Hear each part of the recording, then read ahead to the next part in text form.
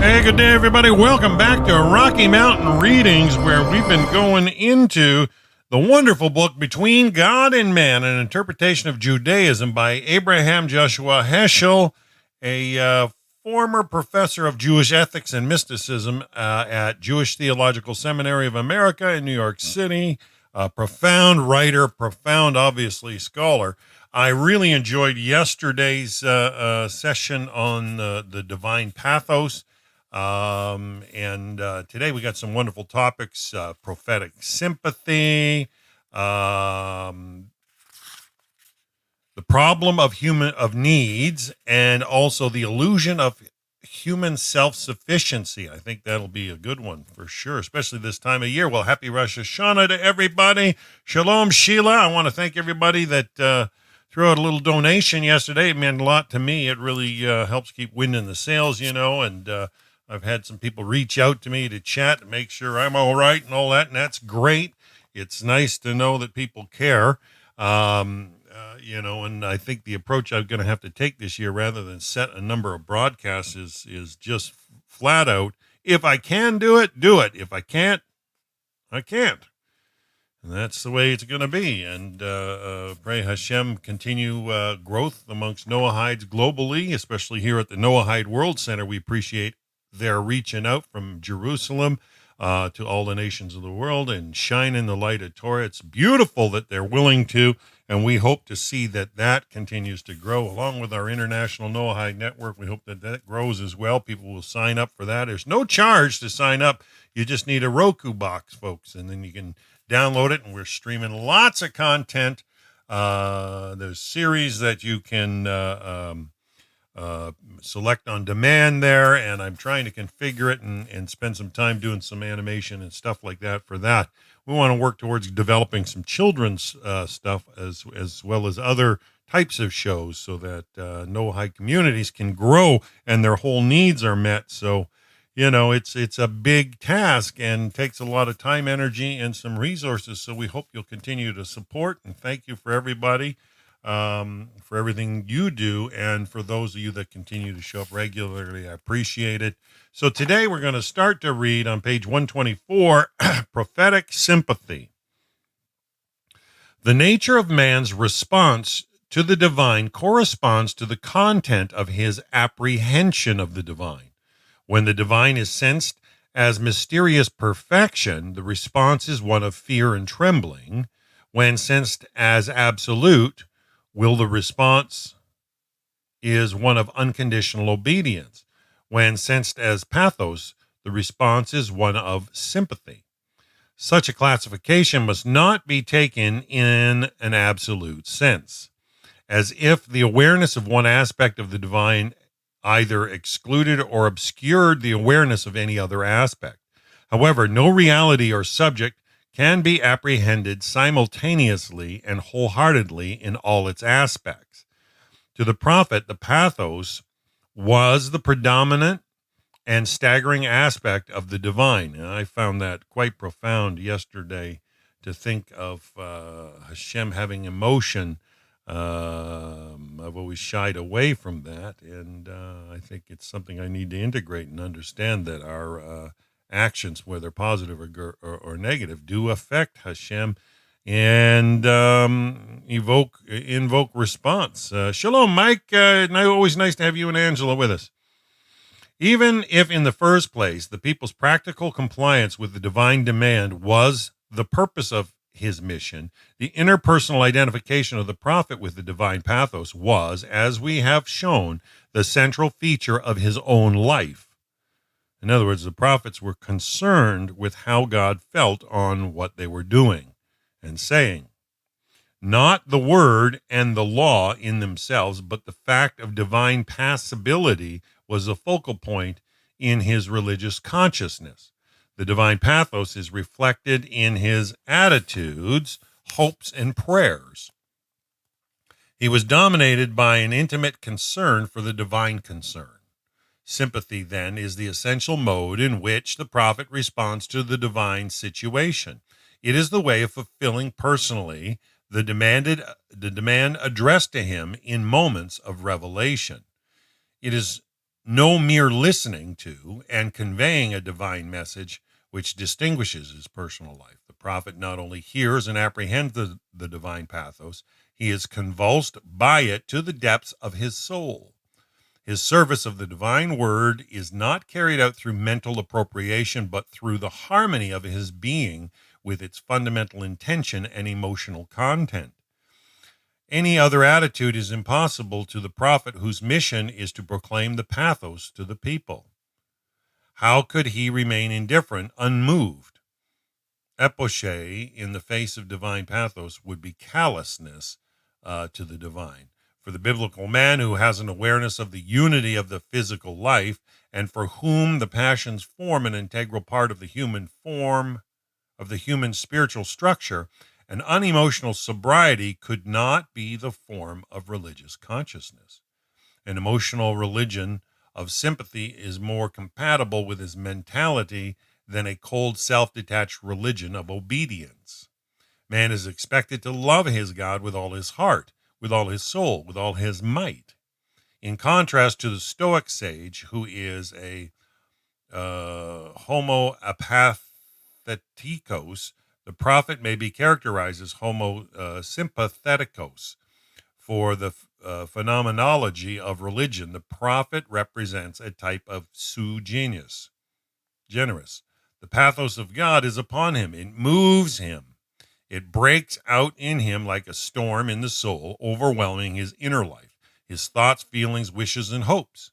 It takes possession of his heart and mind, giving him the courage to act against the world.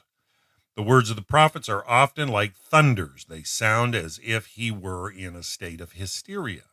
But what appears to us as wild emotionalism must have seemed like restraint to him who has to convey the emotion of the Almighty in the feeble language of man. His sympathy is an overflow of powerful emotion which comes in response to what he sensed in divinity. Like a scream in the night is the prophet's word. The world is at ease and asleep.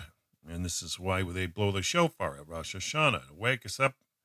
While the prophet is hit by a blast from the heaven, no one seems to hear the distress in the world. No one seems to care when the poor is suppressed. But God is distressed. And the prophet has pity for Hashem, who cares for the distressed. A single crime to us it is slight, but to the prophet a disaster. The prophet's scream, which sounds hysterical to us like a subdued sigh, to him exaggeration, to us is understatement to him. The unique feature of religious sympathy is not self-conquest, but self-dedication. Not the suppression of emotion, but its redirection. No silent subordination, but active cooperation with Hashem. Not love, which aspires to the being of God in himself, but harmony of the soul with the concerns of Hashem. To be a prophet means to identify one's concern with the concern of Hashem. Sympathy is an act in which a person is open to the presence of another person. It is a feeling which feels the feeling to which it reacts, the opposite of emotional solitariness. In prophetic sympathy, man is open to the presence and emotion of the transcendent subject. He carries within himself the awareness of what is happening to Hashem. Sympathy was not an end in itself. Nothing is further from the prophetic mind than to inculcate or live out a life of feeling, a religion of sentimentality. Not mere feeling, but action will mitigate the world's misery, society's injustice, or the people's alienation from Hashem. Only action will relieve the tension between God and man. Both pathos and sympathy are, from the perspective of the total situation, demands rather than fulfillments. Prophetic sympathy is no delight. Unlike ecstasy, it is not a goal, but a sense of challenge and commitment. Man and his needs were in part 3, starting on page 129. The problem of needs. The Bible is an answer to the question, What does God require of man? But to modern man, this question is suppressed by another one, namely, what does man demand of God? Modern man continues to ponder, what will I get out of life? What escapes his attention is the fundamental yet forgotten question, what will life get out of me? Hello, Itello, so good to have you with us. The alarming fact is that man is becoming a fighter for needs rather than a fighter for ends, as defined by William James. Absorbed in the struggle for the emancipation of the individual, we have concentrated our attention upon the idea of human rights and overlooked the importance of human obligations. More and more, the sense of commitment, which is so essential a component of human existence, was lost in the melting pot of conceit and sophistication, oblivious to the fact of his receiving infinitely more than he is able to return. Man began to consider his self as the only end, caring only for his needs rather than for his being needed. He is hardly able to realize that rights are anything more than legalized interests. Needs are looked upon today as if they were holy, as if they contained the totality of existence. Needs are our goals, and we toil and spare no effort to gratify them. Suppression of a desire is considered a sacrilege that must inevitably avenge itself in the form of some mental disorder. We worship not one but a whole pantheon of needs and have come to look upon moral and spiritual norms as nothing but personal desires in disguise. Specifically, need denotes the absence or shortage of something indispensable to the well-being of a person, evoking the urgent desire for satisfaction. The term need is generally used in two ways. One, denoting the actual lack, an objective condition, the other denoting the awareness of such a lack. It is in this second sense in which need is synonymous with interest, namely an unsatisfied capacity corresponding to an unrealized condition. That the term is used here. Every human being is a cluster of needs, yet these needs are not the same in all men nor unalterable in any one man. There is a fixed minimum of needs for all men, but no fixed minimum for any man.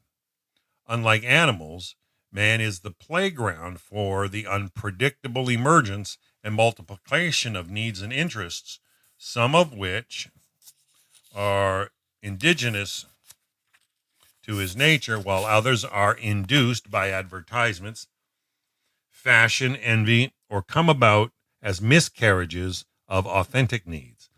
We usually fail to discern between authentic and artificial needs, and misjudging a whim for an aspiration, we are thrown into ugly tensions. Most obsessions are the perpetuation of such misjudgments. In fact, more people die in the epidemics of needs than in the epidemics of disease.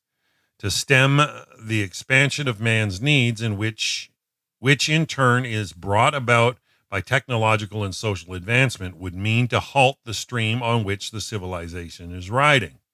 Yet the stream, unchecked, may sweep away civilization itself, since the pressure of needs turned into aggressive interests is the constant cause of wars and increases in direct proportion to technological progress. We cannot make our judgments, decisions, and directions for actions dependent on our needs. The fact is that man who has found out so much about so many things knows neither his own heart nor his own voice. Many of the interests and needs we cherish are imposed on us by conventions of society. Then they are not indigenous to our essence. While some of them are necessities, others, as I said before, are fictitious and adopted as a result of convention, advertisement, or sheer envy. The contemporary man believes he has found the philosopher's stone in the concept of needs, but who knows his true needs? How are we going to discern authentic from fictitious needs, necessities from make-believes? Having absorbed an enormous amount of needs and having been taught to cherish the high values such as justice, liberty, faith as private or national interests, we are beginning to wonder whether needs and interests should be relied upon. While it is true that there are interests which all men have in common, most of our private and national interests, as asserted in daily living, divide and antagonize rather than unite us. Interest is a subjective dividing principle. It is the excitement of feeling accompanying special attention paid to some object.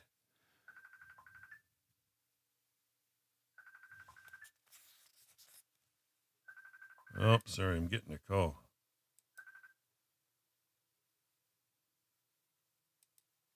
One second, folks.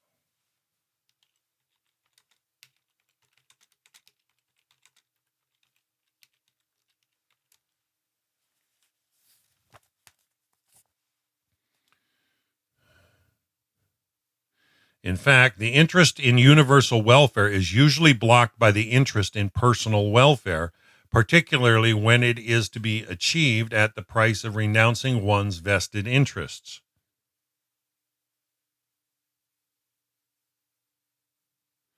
It is just because the power of interest is tyrannizing our lives, determining our views and actions, that we lose sight of the values that count most. Short is the way from need to greed. Evil conditions make us seethe with evil needs, with mad dreams. Can we afford to pursue all our innate needs, even our will for power? In the tragic confusion of interests in which every one of us is caught, no distinction seems to be as dispensable as the distinction between right and wrong interests. Yet the concepts of right and wrong, to be standards in our dealing with interests, cannot themselves be interests. Determined as they are by temperament, bias, background, and environment of every individual and group, needs are our problems rather than our norms. They are in need of rather than the origin of standards. He who sets out to employ the realities of life as means for satisfying his own desires will soon forfeit his freedom and be degraded to a mere tool. Acquiring things, he becomes enslaved by them. In subduing others, he loses his own soul. It is as if unchecked covetousness were double-faced, a sneer and subtle vengeance behind a captivating smile. We can ill afford to set up needs, an unknown variable, vacillating and eventually degrading factor, as a universal standard, as a supreme abiding rule or pattern for living. We feel jailed in the confinement of personal needs. The more we indulge in satisfactions, the deeper is our feeling of oppressiveness. To be an iconoclast of idolized needs, to defy our own immoral interests, though they seem to be vital and have long been cherished, we must be able to say no to ourselves in the name of a higher yes. Yet our minds are late, slow, and erratic. What can give us the power to curb the deference to wrong needs, to detect spiritual fallacies, to ward off false ideals, and to wrestle with inattentiveness to the unseemly and holy? This indeed is the purpose of our religious traditions, to keep alive the higher yes, as well as the power of man to say, "Here I am," to teach our minds to understand the true demand and to teach our conscience to be present. Too often we misunderstand the demand. Too often the call goes forth, and history records our conscience as absent. Religion has adjusted itself to the modern temper by proclaiming that it too is the satisfaction of a need. This conception, which is surely diametrically opposed to the prophetic attitude, has richly contributed to the misunderstanding and sterilization of religious thinking. to define religion primarily as a quest for personal satisfaction, as the satisfaction of a human need is to make of it a refined sort of magic. Did the thunderous voice at Sinai proclaim the 10 words in order to satisfy a need? The people felt a need for a graven image, but that need was condemned. The people were homesick for the flesh pots of Egypt. They asked, "Give us flesh," and the Lord gave them spirit, not only flesh. To understand the problem of needs, we must face the problem of man, the subject of needs. Man is animated by more needs than any other being. They seem to lie beneath his will and are independent of his volition.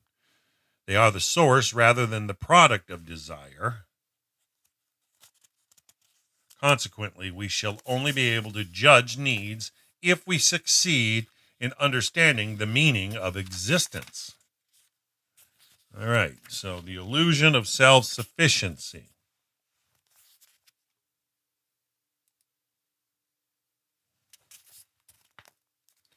Animals are content when their needs are satisfied.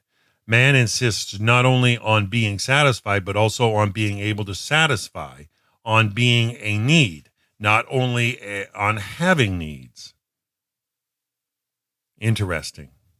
Personal needs come and go, but one anxiety remains. Am I needed? There is no man who has not been moved by that anxiety. It is a most significant fact that man is not sufficient to himself, that life is not meaningful to him unless it is serving an end beyond itself, unless it is of value to someone else. The self may have the highest rate of exchange, yet men do not live by currency alone, but by the good attained in expending it. To hoard the self is to grow a colossal sense for the futility of living. Man is not an all-inclusive end to himself, the second maxim of Kant, Immanuel Kant. Never to use human beings merely as means, but to regard them also as ends. Only suggests how a person ought to be treated by other people, not how he ought to treat himself. For if a person thinks that he is an end to himself, then he will use others as means. Moreover, if the idea of man being an end is to be taken as a true estimate of his worth, he cannot be expected to sacrifice his life or his interests for the good of someone else or even a group. He must treat himself the way he expects others to treat him. Why should even a group or a whole people be worth the sacrifice of one's life? To a person who regards himself as an absolute end, 1,000 lives will not be worth more than his own. Sophisticated thinking may enable man to feign his being sufficient to himself, yet the way to insanity is paved with such illusions. The feeling of futility that comes with the sense of being useless, of not being needed in the world, is the most common cause of psychoneurosis. The only way to avoid despair is to be a need rather than an end. Happiness, in fact, may be defined as the certainty of being needed. But who is in need of man? The first answer that comes to mind is a social one. Man's purpose is to serve society or mankind. The ultimate worth of a person would then be determined by his usefulness to others, by the efficiency of his social work. Yet, in spite of his instrumentalist attitude, man expects others to take him not for what he may mean to them, but as being valuable in himself. We are crazy creatures for sure. Even he who does not regard himself as an absolute end rebels against being treated as a means to an end, as subservient to other men. The rich, the men of the world, want to be loved for their own sake, for their essence, whatever it may mean. not for their achievements or possessions, nor do the old and sick expect help because of what they may give us in return. Who needs the old, the incurably sick, the maintenance of whom is a drain on the treasury of the state? It is, moreover, obvious that such service does not claim all of one's life and can therefore not be the ultimate answer to his quest of meaning for life as a whole. Man has more to give than what other men are able or willing to accept. There are alleys in the soul where man walks alone, ways that do not lead to society, a world of privacy that shrinks from the public eye. Life comprises not only arable, productive land, but also mountains of dreams, an underground of sorrow, towers of yearning, which can hardly be utilized to the last for the good of society, unless man be converted into a machine in which every screw must serve a function or be removed. It is a profiteering state which, trying to exploit the individual, asks all of man for itself. And if society as embodied in the state should prove to be corrupt in my efforts to cure its evil unavailing, would my life as an individual have been totally void of meaning? If society should decide to reject my services and even place me in solitary confinement, so that I will surely die without being able to bequeath any influence to the world I love, will I then feel compelled to end my life? Human existence cannot derive its ultimate meaning from society, because society itself is in need of meaning. It is as legitimate to ask, is mankind needed, as it is to ask, am I needed? Humanity begins in the individual man, just as history takes its rise from a singular event. It is always one man at a time whom we keep in mind when we pledge, with malice towards none, with clarity for all, or when trying to fulfill, love thy neighbor as thyself. The term mankind, which in biology denotes the human species, has an entirely different meaning in the realm of ethics and religion.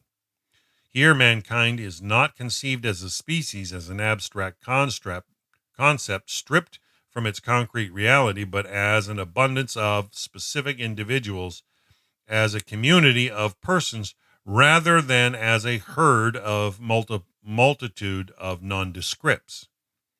While it is true that the good of all counts more than the good of one, it is the concrete individual who lends meaning to the human race. We do not think that the human being is valuable because he is a member of the race. It is rather the opposite. The human race is valuable because it is composed of human beings.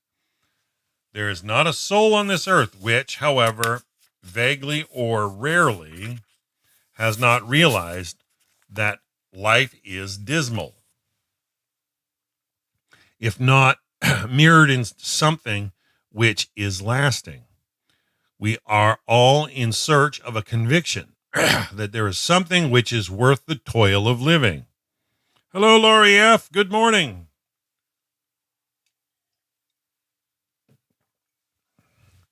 There's not a soul which has not felt a craving to know of something that outlasts life, strife, and agony. Man's quest for a meaning of existence is essentially a quest for the lasting, a quest for for abidingness. In a sense, human life is often a race against time, going through efforts to perpetuate experiences, attaching itself to values, or establishing relations that do not perish at once.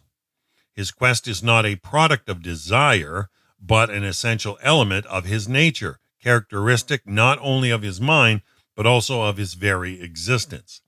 Man is continuous both with the rest of organic nature and with the infinite outpouring of the Spirit of Hashem. A minority in the realm of being, he stands somewhere between God and the beasts. Unable to live alone, he must commune with either of the two. Wow.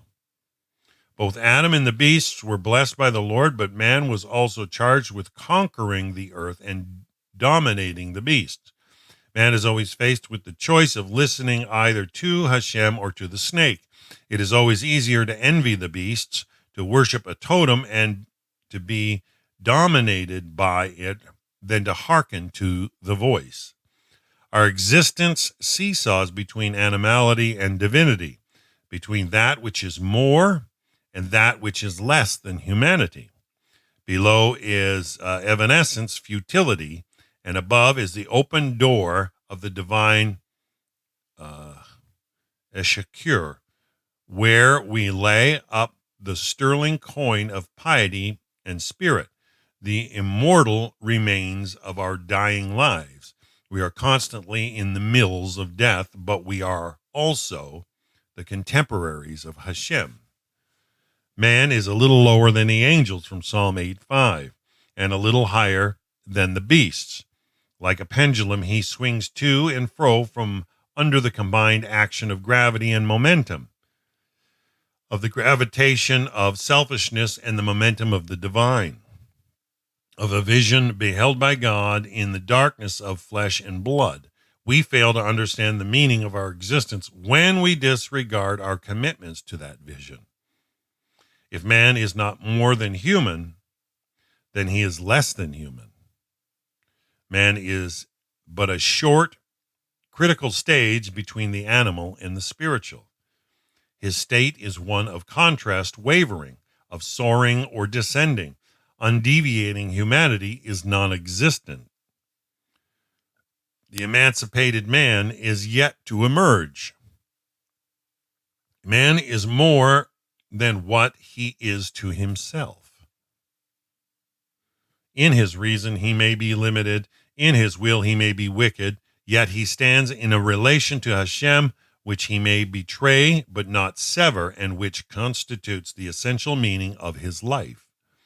He is the knot in which heaven and earth are interlaced. When carried away by the joy of acting as we please, adopting any desire, accepting any opportunity for action, if the body welcomes it, we feel perfectly satisfied to walk on all fours. Yet there are moments in everyone's life when he begins to wonder whether the pleasures of the body or the interests of the soul, of the self, should serve the perspective from which all decisions should be made. In spite of the delights that are within our reach, we refuse to barter our souls for selfish rewards and to live without a conscience on the proceeds. Even those who have fortified the ability for compassion have not forfeited the ability to be horrified at their inability to feel compassion.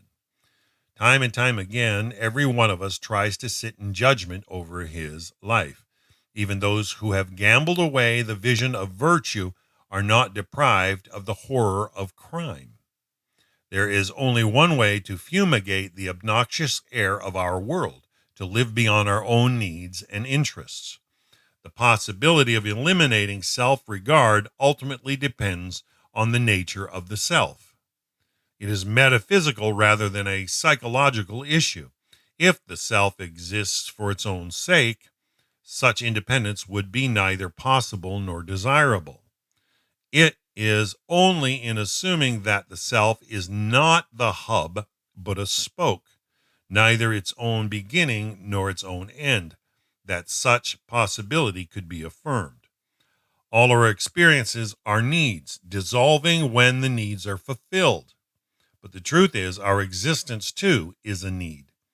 We are such stuff as needs are made of, and our little life is rounded by a will.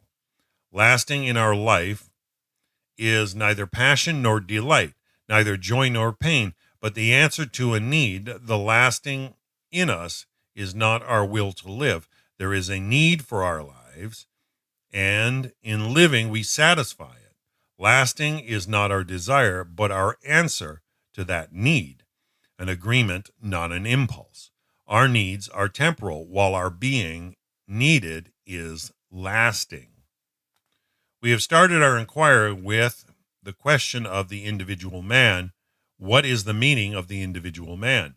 and established his uniqueness in being pregnant with immense potentialities, of which he becomes aware in his experience of needs.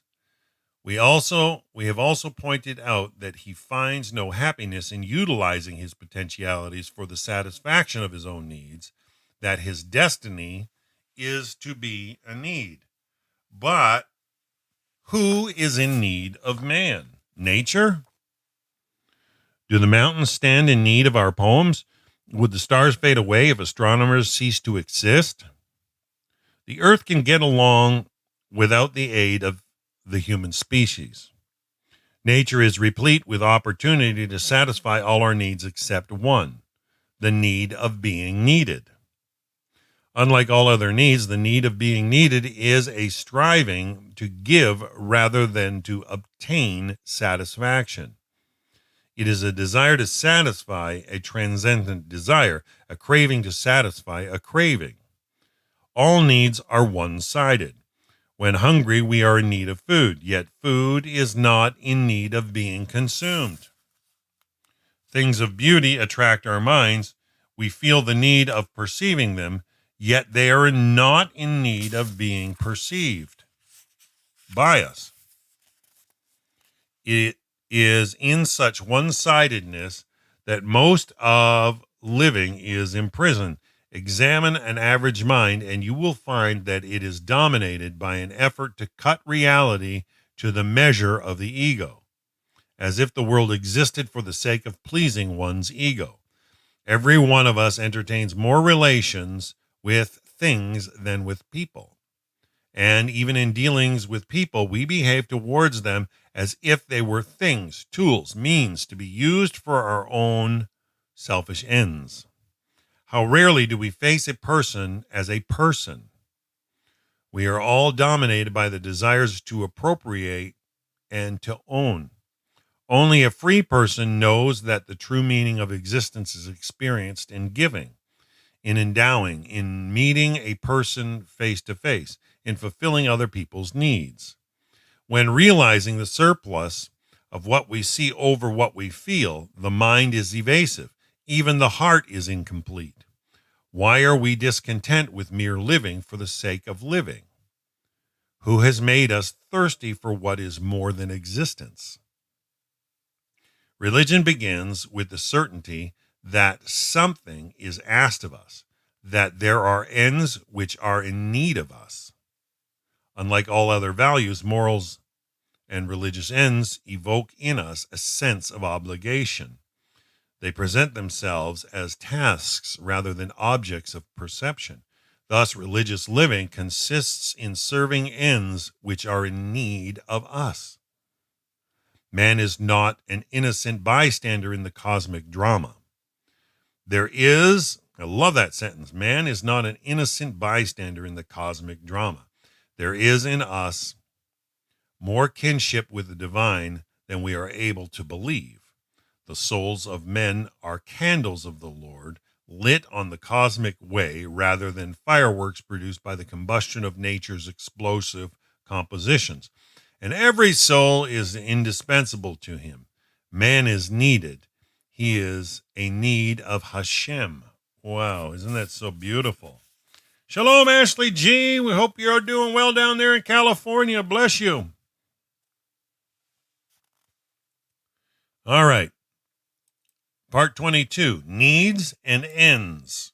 You guys okay with this? Ends are requirements which are often independent of needs. Just as our sense perception does not create but only registers the perceived things, so is a feeling of need merely an inner response to an objective end. Feelings, perceptions are ours. Ends, things are the world's, and the world is the Lord's. Morality and religion do not begin as feelings within man, but as responses to goals and situations outside of man. Keep that in mind, and that just shows you it's not all textbook. It is always in regard to an objective situation that we judge and assert it is right or wrong. And it is in answer to what is beyond the ineffable that man says yes to Hashem. A free man does not look upon himself as if he were a repository of fixed needs, but regards his life as an orientation toward ends. To have a goal before one's eyes, to pursue it, and to keep on extending it seems to be the way of civilized living. It is typical of the debauchee to adjust his ends to his selfish needs. He is always ready to conform to his needs. Indeed, anybody can be taught to have needs and to indulge in costly food, dress, or anything which satisfies the appetites or tastes. Yet, free men are not blind in obeying needs, but weighing and comparing their relative merits, they will seek to satisfy those which contribute to the enhancements and enrichment of higher values. In other words, they would approve only of those needs that serve the attainment of good ends. They do not say needs justify the ends, but on the contrary, ends justify the needs. To be able to forego the gratification of one need for the sake of another. For the sake of moral, aesthetic, or religious principles, they must be, to some degree, independent of needs. Psychological fatalism, which maintains that there is only one way, an animal way, is a paralyzing fallacy to which the spirit of man will never surrender. The mind is not a repository of fixed ideas, but rather an orientation toward or a perspective from which the world is apprehended. Just as in the Middle Ages, sciences were regarded as ancillae theologiae, it is claimed today that the problem of metaphysics, religion, ethics, and the arts are essentially problems of psychology. There is a tendency which we should like to call panpsychology. It proclaims psychology as capable of explaining the origin and development of laws, principles, and values of logic, religion, and ethics by reducing both form and content of thought and conduct to subjective psychical processes, to impulses and functions of psychical development. The error of this view lies in its confounding values, laws, or principles with the physical setting in which they come to our attention. It is fallacious to identify the content of knowledge with the emotional reactions which accompany its acquisitions, or concepts with mental functions. Our affirming or denying a conclusion, our saying yes or no to an idea, is an act in which we claim to assert the truth on the basis of either logical cogency or intuitive certainty. It is precisely the immunity to emotion that enables us to entertain a claim to knowing the truth. Such a claim is entertained by the panpsychologist himself. Laws must be applied to him by him to the vague, manifold, and chaotic psychological processes if they are to be classified, interpreted, and made intelligible. But such laws, to be universally valid, must be capable of being logically and epistemologically defined. They must be categories, not physical processes themselves. Otherwise, they would be merely additional subject matter for psychological analysis without any cognitive value. We are not then compelled to admit that there are cognitive acts we are not then compelled to admit that there are cognitive acts the validity of which is independent of impulses. From the point of view of panpsychology, we would have to deny it. Yet, we have no more right to say that logical categories are the offspring of impulses than to say that impulses are the offspring of categories. Categories are facts of human consciousness, which are just as undeniably given as impulses. We seem, in fact, to be more dependent on categories in trying to understand impulses than we are in need of impulses in developing our categories. Good and evil are not psychological concepts, although the ways in which they are understood are affected by the psychological conditions of the human personality, just as the particular forms in which they are realized are often determined by historical, political, and social conditions. However, good and evil as such do not denote functions of the soul or society, but goals and ends, and are, in their essence, independent of the psychical chain of causation. In his consciousness of good and evil, or in complying with religious precepts even at the price of frustrating personal interests, man does not regard his attitude as a mere expression of a feeling. He is sure of reflecting objective requiredness, of striving for a goal which is valid regardless of his own liking. Should we, against the empirical fact of such consciousness, condemn it as wishful thinking, or rather say that our theories about the relativity of all moral goals result from the time-conditioned decline of attentiveness to ultimate goals? Man's consciousness of requiredness is, of course, no proof that the particular forms in which he tries to attain his moral or religious ends are absolutely valid. However, the fact that such consciousness may serve as an index of his being committed to striving for valid ends. Man's conception of these ends is subject to change. His being committed endures forever. Moral actions may, of course, be explained on selfish grounds. As a social being, the welfare of an individual depends upon the welfare of all other members of a group. Any service, therefore, that extends beyond the confines of my direct needs would be an investment in my own personal welfare. Altruism would be egoism in disguise. The moral deeds, not different from the generous service of any intelligent merchant, extends to his customers. Sacrificing my own interests for the sake of another man would be merely another example of the kind of self-denial I exercise in regard to my own interests, denying to myself the satisfaction of some needs in order to attain the satisfaction of others. To adjust my conduct of interests of other people, as far as it would ultimately suit me, would be all I am morally bound to do.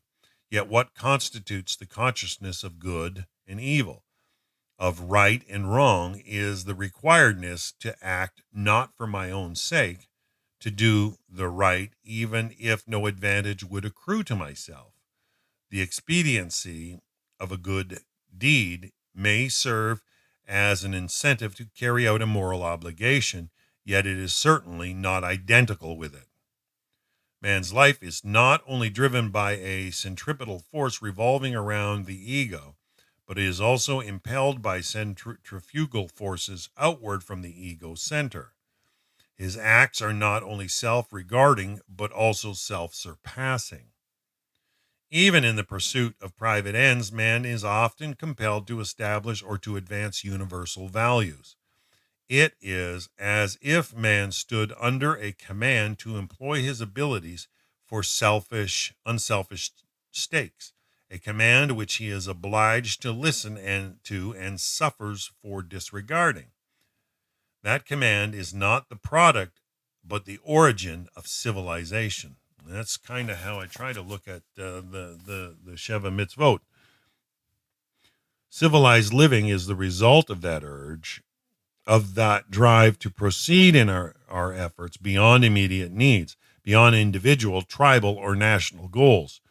The urge to build a family, to serve society, or dedicate oneself to art and science may often originate in the desire to satisfy one's own appetite or ambition, yet seen from the watchtower of history, the selfish usefulness of required deeds, The possibility of regarding them as instrumental to the attainment of one's own selfish goals is God's secret weapon in his struggle with man's callousness.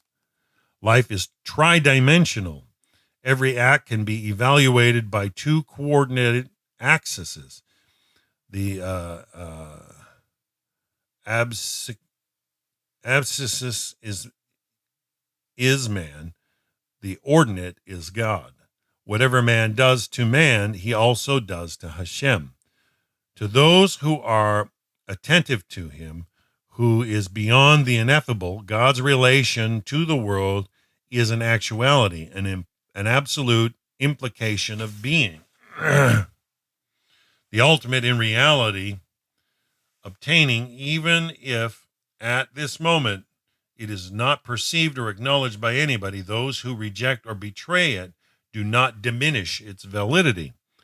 The right or the morally good is an end that surpasses our experience of needs.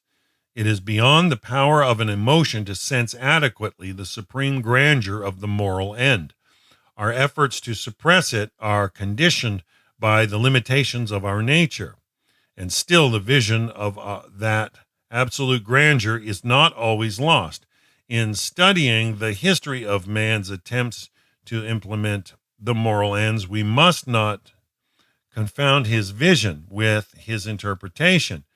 Man's understanding of what is right and wrong has often varied throughout the ages, yet the consciousness that there is a distinction between right and wrong is permanent and universal. In formulating laws, he often fumbles and fails to find adequate ways of implementing justice or to preserve all the time a clear grasp of its meaning. Yet even when forfeiting his vision, he does not quite lose an awareness of what was once in his sight. He knows that justice is a standard to which his laws must conform in order to deserve the name of justice. It's like us as Noahites.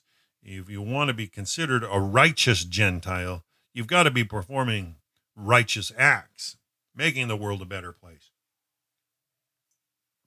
with righteousness.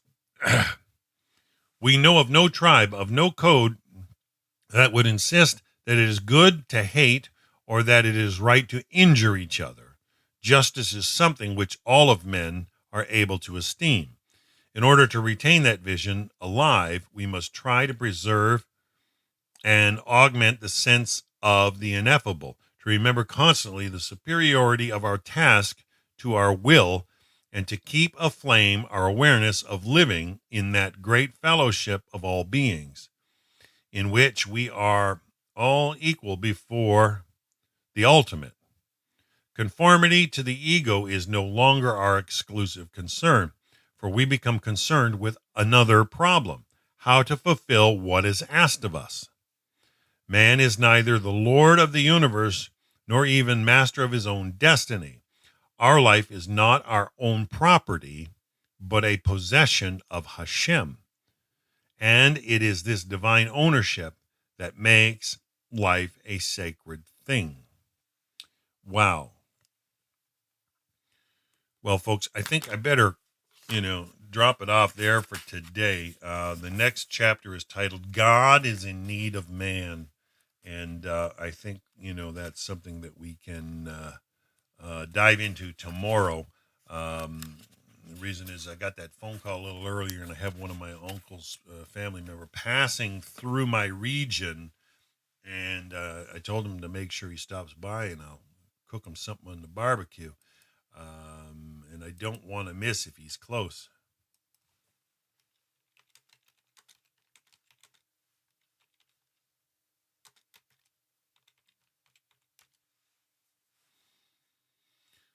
Anyways, hopefully you guys are enjoying this. I know it's very,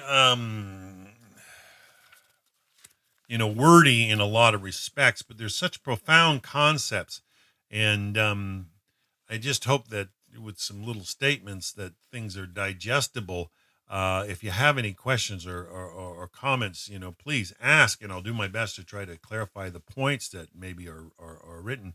We want you all to develop and move along as we all are together, trying to grow. But I like how today touched on human needs and the need to be needed. That's huge in humanity. People want to feel that they fit, that they're needed. And I think, if you listen to yesterday's, a lot of my angst really, we want to know that what we're doing is effective, that it's serving a purpose, a greater purpose, that it's blessing people, and that it's being effective, that what's being shared is actually aiding you to aid in your purpose and potential to reach wherever you are. And, we want to see that, almost infectious, the joy of Hashem, let it just permeate your existence. And as we go forward with the new year, may your desires be clarified and be in line with Hashem. I contemplate reading a book called Living Aligned by Rabbi Baruch Gardner, who I've mentioned before, a wonderful gentleman. I have a digital copy of his book. It's a profound work. He did give me permission to rebroadcast the series that I did with him over 3 years ago.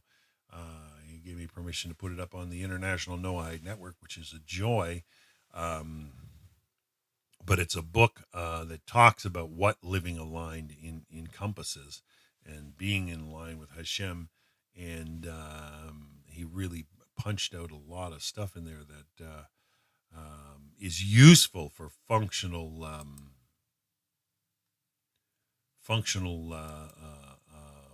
holiness. And anyways, I know it's only been roughly an hour, but like I said, I got a family member traveling across Canada, which is a big country. He's been traveling for over 4,000 kilometers, and I don't want to miss him if he's in my area. So I best shut her down for today, but we'll be back tomorrow and continuing with Rocky Mountain Readings as we continue to read Between God and Man by Abraham J. Heschel. We hope you're enjoying it. And please send me comments, send me questions. Thank you for coming out today, folks. Have a wonderful, wonderful day.